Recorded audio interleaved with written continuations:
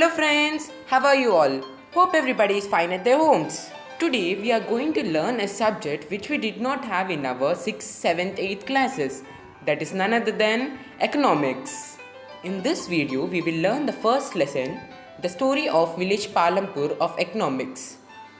Before going into the video, let us know about economics. Economics is a social science which involves in production, distribution and consumption of services and goods. Now we shall discuss about the lesson.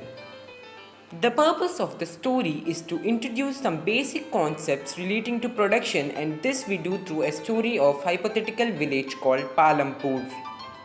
Palampur is well connected with neighboring villages and towns.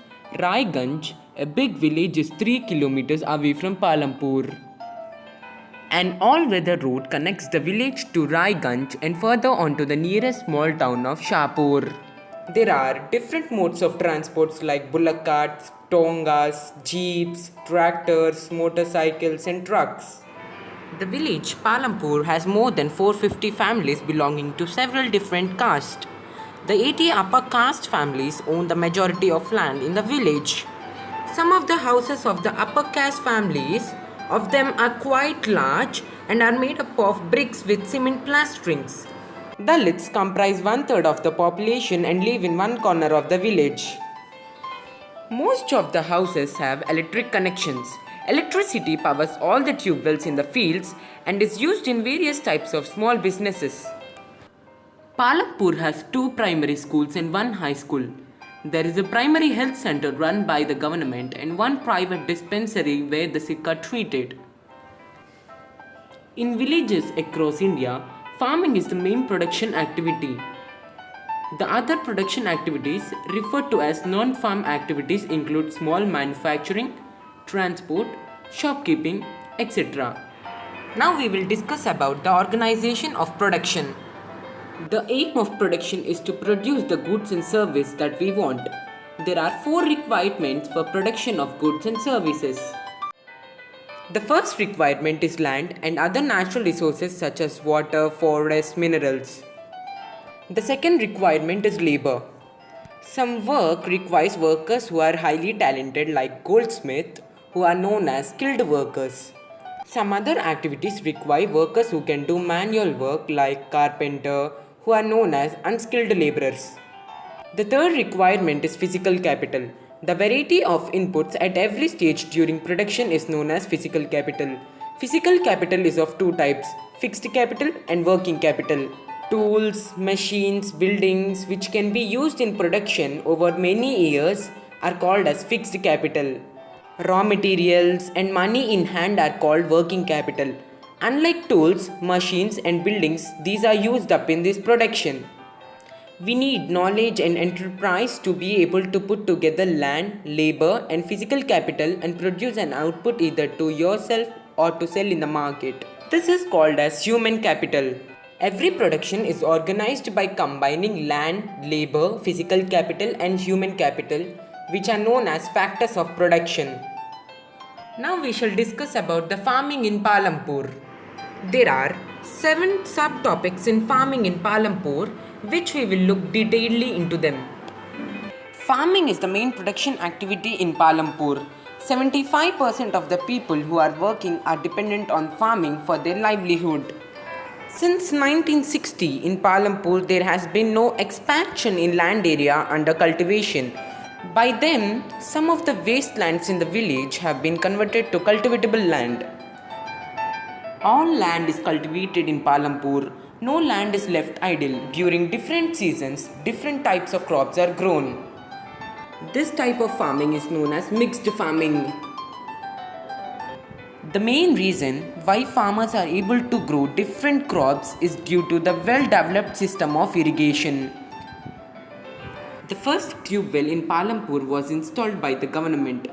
Soon, farmers started setting up private tube wells.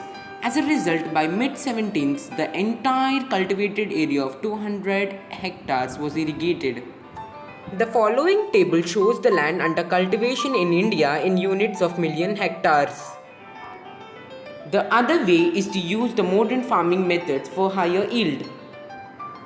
Yield is measured as crop produced on a given piece of land during a single season.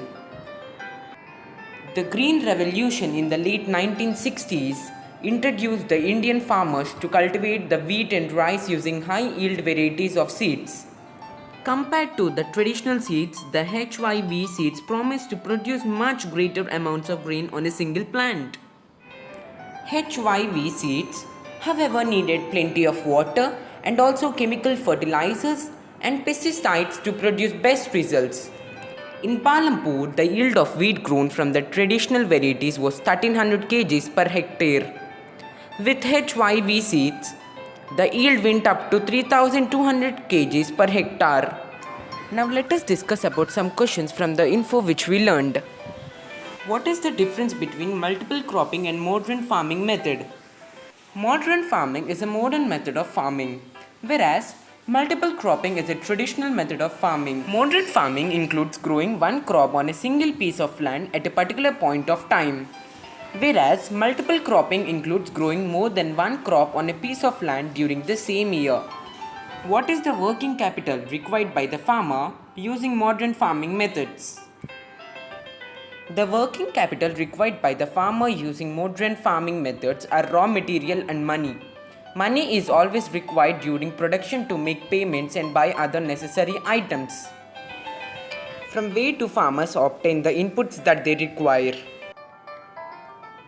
The farmers obtain the input they require from money lenders, cooperative, etc. Some medium and large farmers use the savings they receive as surplus by production for the next season. Apart from farming activity, non-farm activity are also undertaken by farmers like dairy products, jaggery products, etc. Land being a natural resource, it is necessary to be careful in its use. Scientific reports indicate that the modern farming methods have overused the natural resource base. In many areas, green revolution is associated with the loss of soil fertility due to increased use of chemical fertilizers. Continuous use of groundwater for tube well irrigation has led to the depletion of the water table. Friends, are you ready to watch the next part of the lesson? Then be ready. I will be back with the next part of the lesson. Please like the video and subscribe my channel for more interesting videos.